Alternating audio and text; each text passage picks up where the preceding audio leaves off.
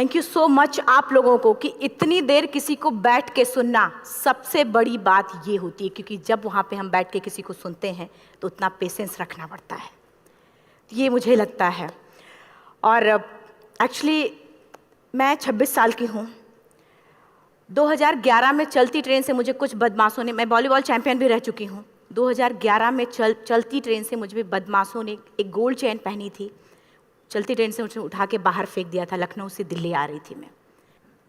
Compartment में बहुत सारे, जनरल कंपार्टमेंट था, बहुत सारे लोग थे, किसी ने मना नहीं किया। एक प्लेयर का जो स्पिरिट होता है वो अपने आप, जब कोई छीनने की कोशिश करता कुछ भी, वो देता नहीं है। तो मेरे में भी था, मैंने मना किया और उन्होंने मुझे चलती ट्रेन से, वो 4-5 थे, उन्होंने बाहर फेंका।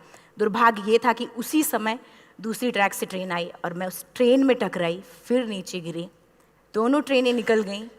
कुछ देर बाद मैंने हाथ को ऐसे रख के उठने की कोशिश किया तो देखा कि मेरा पैर कट चुका था। थाई को उठा के देखा, मेरा पैर ऐसे जीन्स में लटका हुआ था, ब्लड फोर्सफुली निकल रहा, दूसरे पैर की हड्डियाँ टूट टूट के बाहर निकल चुकी थी। पूरी रात मैं चिल्लाती रही ट्रैक पे, छोटे छोटे पत्थर होते ऐसे चिल्लाती रही कि कोई बचा ले, कोई नहीं आया बचाने। और जब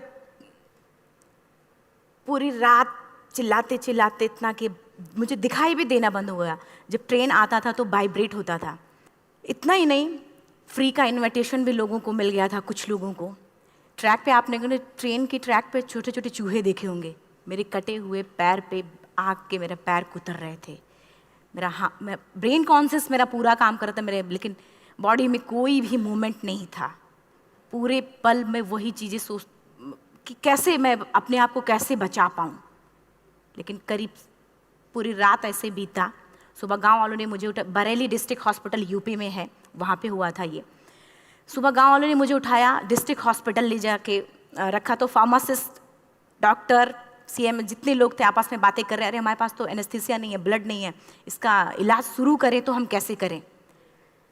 मुझे भी नहीं दिखाई तो नहीं, लेकिन मेरा सुनाई दे रहा था सब कुछ वहाँ पे। कहाँ से हिम्मत आई मुझ में, मुझे भी नहीं पता। मैंने बोला वहाँ पे कि सर जब मेरा पूरा पैर कटा, तब मैंने इतनी देर रेलवे ट्रैक पे थी, मैं उस चीज़ को बर्दाश्त किया, तो अभी तो आप मेरे अच्छे के लिए मेरे पैर काटेंगे। शायद आपको यकीन नहीं होगा, या फिर कभी आप लोगों ने ये चीज़ नहीं देखी, कोई डॉक्टर या फार्मासिस्ट अपना ब्लड दे के किसी पेशेंट को बचाया। मेरी इस बात को सुनने के बाद वहाँ के डॉक्टर और फार्मासिस्ट दोनों ने एक एक यूनिट ब्लड दिया और मेरे पैर को बिना एनेस्थीसिया अलग कर दिया गया। आज भी मैं उस दर्द को महसूस करती हूँ। जब भी मैं जब बोलती हूँ तब मैं वो चीज़ें महसूस करती हूँ। उसके बाद जब बात मीडिया में आई, लोगों को पता चला कि रिमा नेशनल प्लेयर है, KGMC king George medical college Lucknow में एडमिट करा, लखनऊ से फिर sport minister, AIIMS trauma centre Delhi. तब तक सब ठीक ठाक चल रहा था, प्लेयर होने की वजह से अच्छा ट्रीटमेंट मिलना शुरू हुआ। करीब 4 महीने मैं एम्स में रही। एम्स में रहने के बाद जब मैं थोड़ा ठीक हुई, करीब 25 दिन बाद जब ठीक हुई, न्यूज़पेपर में गोल गोल लिख के आ रहे कि अरुणिमा के पास टिकट नहीं था, अरुणिमा ट्रेन से कूद गई। उसका खंडन किया घर वालों ने, फिर बोला कि अरुणिमा सुसाइड करने गई थी।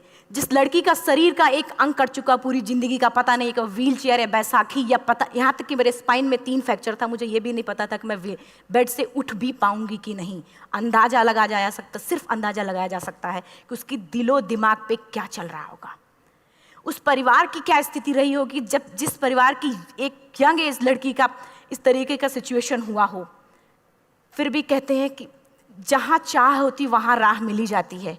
एम्स के हॉस्पिटल के बेड पे मैंने डिसाइड किया, क्योंकि अपनी बातें हम चिल्ला चिल्ला के करें, वो सिस्टम की इतनी हाई लेवल की बातें हो रही थी कि हम एक मध्यम वर्गीय फैमिली से थे, हम अपनी बातें चिल्ला चिल्ला के कह रहे थे, लेकिन कोई नहीं सुन रहा था। लेकिन कहते हैं मैंने अपने दिल, दिमाग, अंतरात्मा से ये चीज़ सोच लिया कि ठीक है, आज आपका दिन है, जितना चाहो बोल लो, एक दिन तो मेरा दिन आने वाला, मैं प्रूफ कर दूंगी कि मैं क्या हूँ, मैं क्या थी, ये मैं प्रूफ कर दूंगी। हॉस्पिटल के बेड पे डिसाइड किया वॉलीबॉल लाइफ का सबसे टफ गेम करना है, तब मैंने माउंटेनिंग चुना। जब मैंने माउंटेनिंग कहने और करने में बहुत फ़र्क होता है। जब मैंने माउंटेनिंग की बात सोची और लोगों के सामने, सबसे बड़ी चीज़ थी सही गाइडेंस में ट्रेनिंग लेना, दूसरा स्पॉन्सरशिप। इतना बड़ा एक साथ तो मैंने 40 से 50 लाख मैंने वाकई में कभी नहीं देखे थे पहले। मेरे लिए बहुत बड़ी चीज़ थी वो इकट्ठा कर पाना। जब मैंने लोगों के सामने रखा कि मैं माउंटेनिंग करना चाहती हूँ, एवरेस्ट के लिए मुझे ट्राई करना है, हर किसी ने मुझे बोला कि क्या है, पागल हो चुकी हो क्या, तुम्हारा दिमाग खराब हो चुका, तुम कभी नहीं कर सकती माउंटेनिंग। एक पैर आर्टिफिशियल है, दूसरे में रॉड है, और तुम्हारा दिमाग खराब है, स्पाइन में भी फ्रैक्चर है, तुम पागल होगे, चुपचाप कोई नौकरी करो, जीवन यापन करो। क्योंकि लोगों का सबसे बड़ा प्रॉब्लम ये होता, लोग फिजिकल देखते, पैरों को मेरी अंतरात्मा में क्या चल रहा था वो तो किसी को पता ही नहीं था। मुझे लगता है कि आज यहाँ पे मैं भी सुबह से देख रही हूँ, इतने अच्छी अच्छी चीज़ें मैंने सीखी यहाँ पे। बहुत बड़े बड़े स्पीकर को शायद आप लोगों ने भी सुना, आज मैं भी आपको यहाँ पे कि चाहे जितना मोटिवेट करूँ, चाहे जितना चीज़ें मैं बताऊँ, लेकिन मुझे लगता है सबसे बड़ा मोटिवेटर कौन होता, आप खुद। जिस दिन किसी भी लक्ष्य के प्रति आपकी अंतरात्मा जाग गई, आपको कोई नहीं रोक सकता उस लक्ष्य को पाने में। ये मैं किताब से बातें नहीं बोल रही हूँ, ये मैं एक एक पल मैंने ये मैं कोई भी किताब की बातें नहीं, एक एक पल आज जो मेरा 26 साल का एक्सपीरियंस है वो मैं बता रही हूँ सिर्फ आपको। उसके बाद किसी तरीके से मैनेज किया मैंने। भाई साहब, मेरा परिवार मेरा बैकबोन था।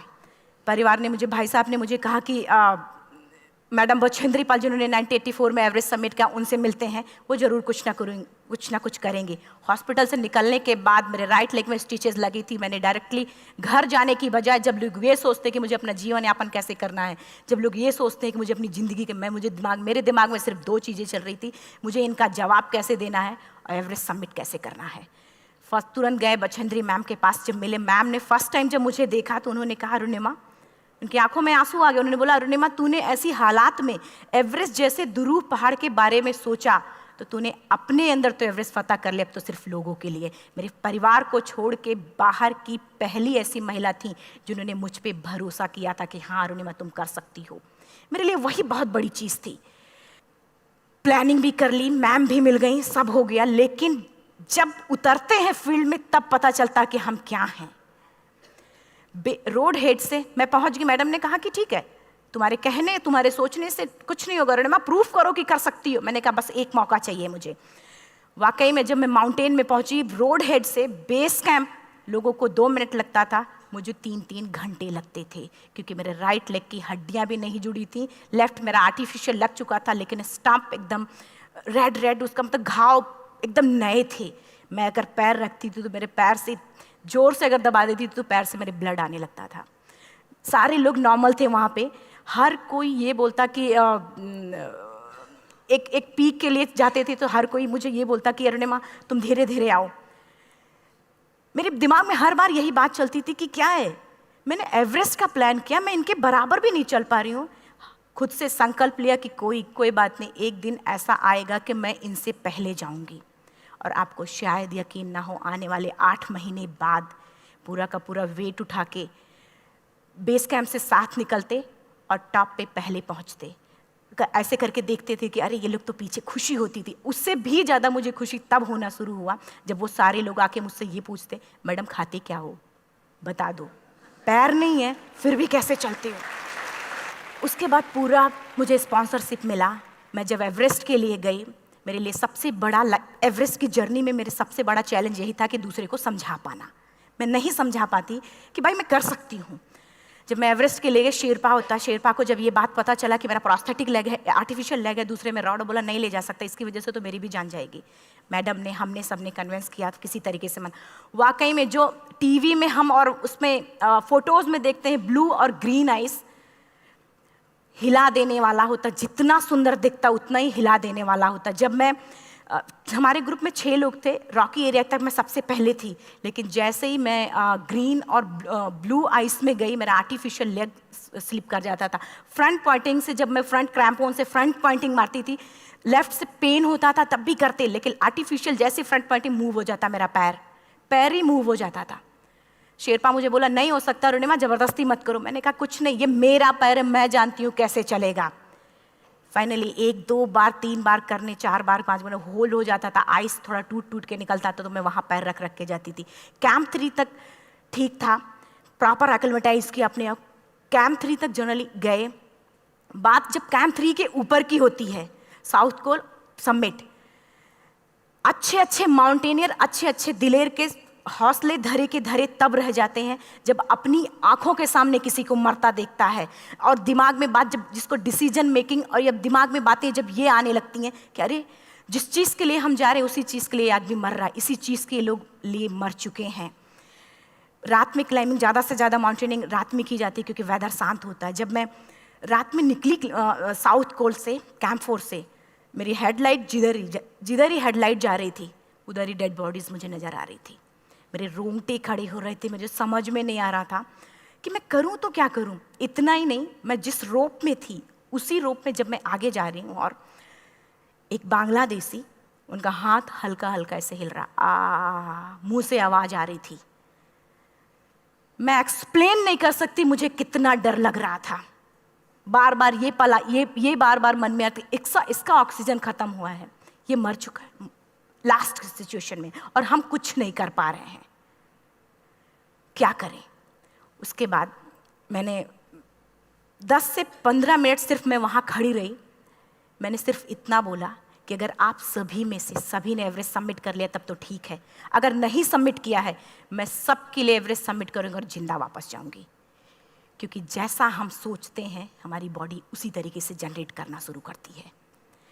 मैंने डेड बॉडी, क्योंकि जा ही नहीं सकते थे किनारे से, उसी रोप में वो एंकर है, डेड बॉडी को लांगी और लांग के जाना शुरू किया। हिलेरी स्टेप साउथ समिट के करीब जब मैं खुद पहुंची, मेरे शेरपा ने एक जोर से झटका मुझे दिया कि अरुणिमा वापस चलो, तुम्हारा ऑक्सीजन खत्म हो रहा है। हिलेरी स्टेप के बाद एवरेस्ट समिट है, थोड़ा चलने के बाद एवरेस्ट समिट है। अगर कोई आपसे ये बोले, आप अपने टारगेट के इतने करीब हो, अगर कोई आपसे ये बोले कि अरुणिमा वापस चलो, कैसा लगता है? मैंने भी यही बोला, सर क्या बोल रहे हो आप, मैं नहीं जाऊंगी वापस। बोला अरुणिमा जिंदगी रही, दोबारा ट्राई करना और एवरेस्ट समिट हो जाएगा दोबारा तुम्हारा। मैंने कहा नहीं, ये आप जिंदगी में गोल्ड चांस बार बार नहीं आते, लाइफ में कभी कभी आता है, ये आपके ऊपर आता, आप उसको पकड़ के रखते हो या फिर छोड़ देते हो। मैं अपना गोल्ड चांस कभी नहीं, क्योंकि मैं जानती थी मुझे स्पॉन्सरशिप बहुत मुश्किल से मिला, एक बार अगर मैं छोड़ देती दोबारा मुझे कभी नहीं मिलता। मैं बहुत अच्छी तरीके से जानती थी। मेरा फाइनली मुझे बछेंद्री मैम ने भी एक बार बात समझाई थी, मेरी माँ ने मुझे एक बात बताया था कि लाइफ में कभी कभी सिचुएशन ऐसी आती है जब सिर्फ आप अकेले होते हो, डिसीजन सिर्फ आपको लेना होता है।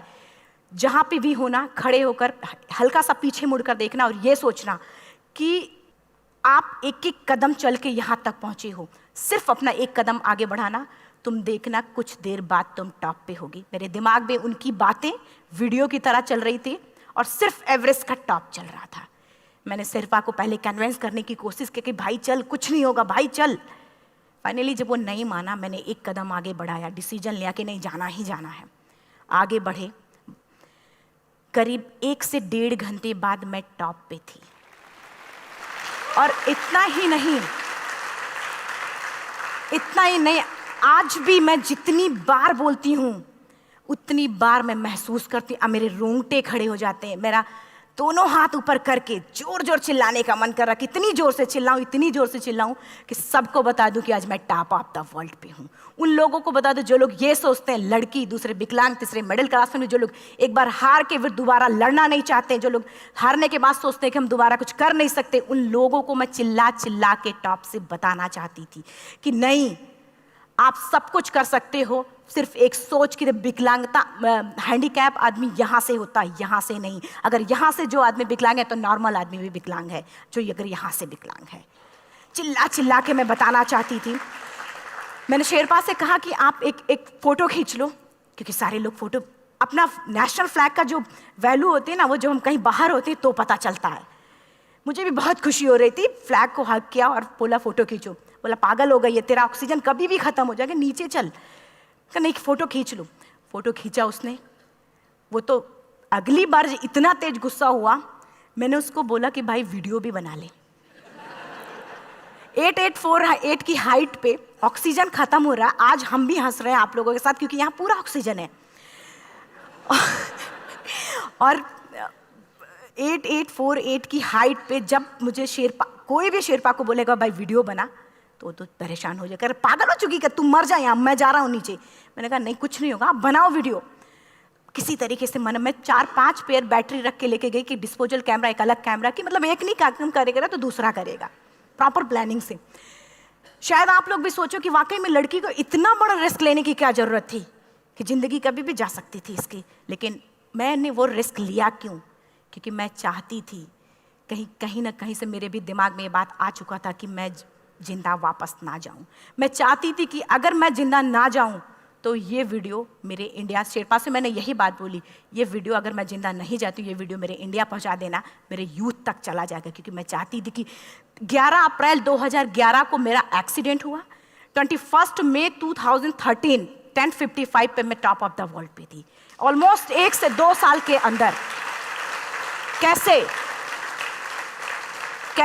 यहाँ से मैंने ये चीज़, मैंने कभी भी कामयाब होने के, मेरी वो जिंदगी बन चुकी थी, मेरा जुनून बन चुका था, मेरा पैशन मेरा जिद बन चुका था। वो मेरा सोते उठते बैठते सिर्फ मुझे एवरेस्ट दिखाई जाए। और मुझे लगता है किसी को भी अगर अपना लक्ष्य पाना है, यहाँ से अगर वो पागलपन जब तक नहीं आएगा तब तक नहीं होगा। वो फाइनली उसने वीडियो बनाया।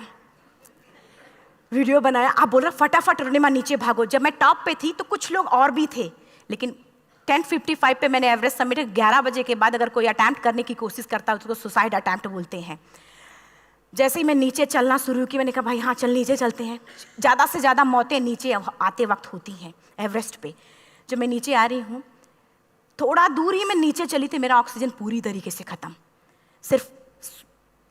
सिर्फ अंदाज़ा लगाया सकता कि जब ऑक्सीजन ख़त्म हुआ क्या परिस्थिति रही होगी। मैं ऐसे नीचे गिर गई और शेरपा मुझे बोल रहा कि अरुणिमा मुझे यकीन नहीं था कि तू एवरेस्ट सबमिट कर पाएगी, लेकिन फिर भी तूने किया। मैं चाहता हूँ कि अरुणिमा जिंदा चल, तू वापस उठ, खड़ी हो। मुझे खड़ा करने की वो कोशिश कर रहा था बार बार, मैं खड़ी नहीं हो पा रही थी, वाकई में दम ही नहीं था। लेकिन फिर भी कहते हैं कि जैसे हमारे नियम होते हैं वैसे ऊपर वाले के भी नियम हैं। उसकी लिस्ट में जब मेरा नाम नहीं है तो वो मुझे नहीं ले जा सकता। अगर दूसरी चीज़, मेरा कॉन्सेप्ट एकदम क्लियर हो चुका था। जब रेलवे ट्रैक पे मैं थी, रेलवे ट्रैक पे 7 घंटे में पड़ी थी, 49 ट्रेन अप डाउन हुई थी, तो मेरा कॉन्सेप्ट एकदम क्लियर हो चुका था। इसका मतलब है कि ऊपर वाले ने अगर मुझे कुछ बचाया है तो कुछ ना कुछ इतिहास रचने के लिए बचाया है। मैंने पॉजिटिव तरीके से सोचा। और उसी समय एक ब्रिटिश क्लाइंबर नीचे से ऊपर आ रहा था और उसके पास 2 ऑक्सीजन, तो उसने एक को वहीं फेंका और दूसरे को लेके नीचे जाना शुरू किया क्योंकि वेदर ख़राब था। मेरा शेरपा मुझे एंकर किया और जाने लगा नीचे, और वो फटाफट उसको लेके आए, मुझे लगाया। उसने बोला अरुणिमा तू बहुत लकी है कि तुझे यहाँ पे ऑक्सीजन मिला है। वाकई में ऊपर वाला भी चाहता है कि तू जिंदा रहे। वो मुझे बार बार लकी लकी बोल रहा था। शायद आप लोग में से भी कोई होगा कि जो लक और भाग्य जैसी चीज़ों पे यकीन करता हो, या पता नहीं भी। मैं किसी की भावनाओं को ठेस नहीं पहुंचाना चाहती, लेकिन मैं इन किसी भी चीज़ों पे भरोसा नहीं करती, क्योंकि मेरा मानना है कि लक भी उसी का साथ देता है जिसके अंदर जीतने का जज्बा है।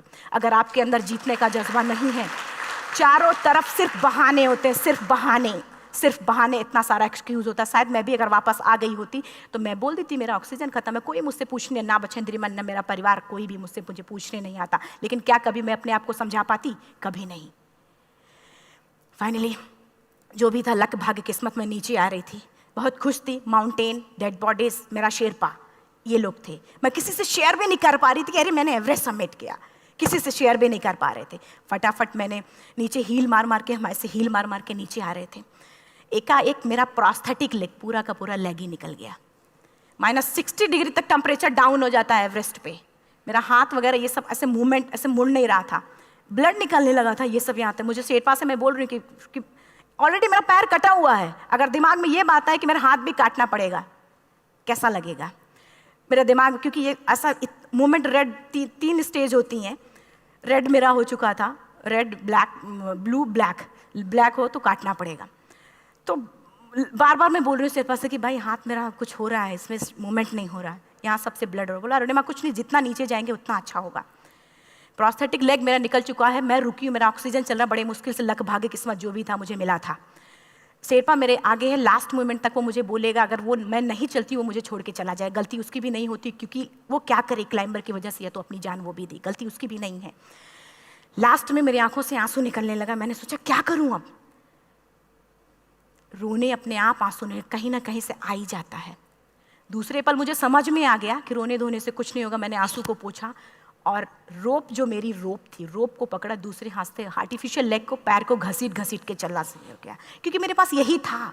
ये तो दूसरा था, गिव अप कर दो ही चीज़ थी। पैर को घसीट चलना शुरू हुआ। कुछ दूर नीचे चलने के आने के बाद रॉक था, उसमें घुसे, पैर को खोला, सही किया, फिर नीचे चलना। Camp 4 to summit to camp 4 3500 feet है, और इसमें टोटल जनरली लोग 16 से 17 घंटे में सबमिट कर लेते हैं। मुझे टोटल 28 घंटे लगे थे।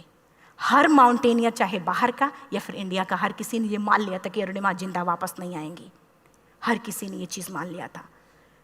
लेकिन मुझे लगता, जब मैं वापस साउथ कोल पहुंची, जब मैं टेंट का जिप खोला, मैंने हर किसी ने कहा कि अरे तू यहाँ है, हम तो सब सोच लिए थे तू चली गई। हर किसी ने ये बोला था। फिर सब खुशी मना रहे थे हम सब। देखिए, ये सब बताने का मेरा सिर्फ एक मकसद था कि सब कुछ हम में है, हम जैसा चाहें वैसा कर सकते हैं। ऑलरेडी टाइम हो चुका है। मैं एक चार लाइन की पंक्ति सिर्फ बोलूँगी। मैं एक्चुअली, मेरा एम है कि मैं वर्ल्ड के जो कॉन्टिनेंट हैं, कॉन्टिनेंट के हाईएस्ट पीक समिट करूं। एशिया का एवरेस्ट हो चुका है, अफ्रीका किलिमंजारो हो चुका है, यूरोप का एल्ब्रुस हो चुका है। 23 नवंबर को मैं जा रही हूँ ऑस्ट्रेलिया हाईएस्ट पीक के लिए। बस आप लोगों की गुड विशेस चाहिए। और 4 लाइन, अभी तो इस बाज की असली उड़ान बाकी है, अभी तो इस बाज की असली उड़ान बाकी है, अभी तो इस परिंदे का इम्तहान बाकी है, अभी अभी मैंने लांघा है समुद्रों को, अभी तो पूरा आसमान बाकी है। Thank you so much. Thank you.